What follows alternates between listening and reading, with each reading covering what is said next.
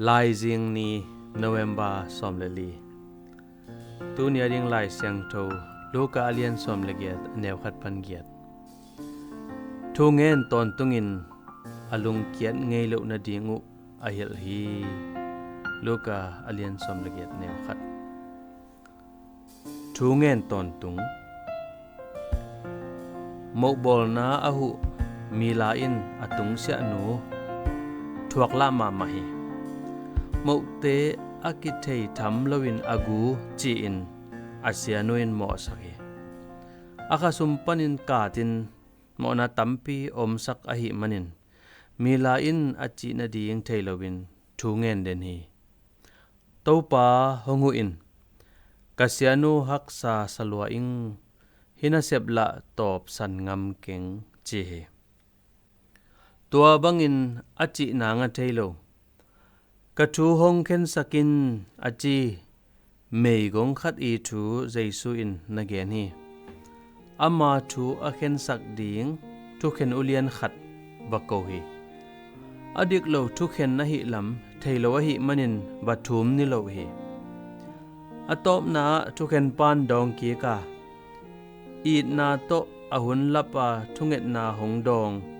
ahongu van tung pasian don jia to kilam dang ma ma hi adik lo thu khen pa nangon lung kilowa mei gong nu thum na in zo hi le hongit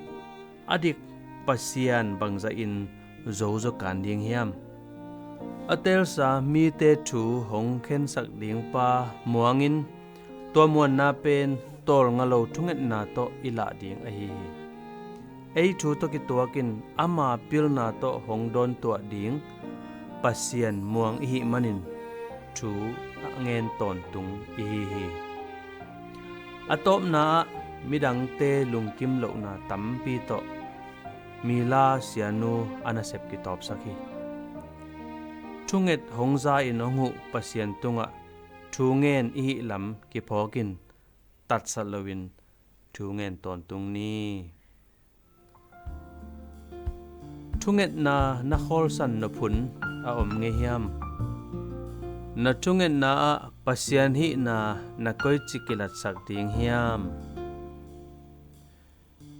i na pasiano nang kwa chi hong phok sakin bang apiang zongin thu ka nget ding hongu in amen.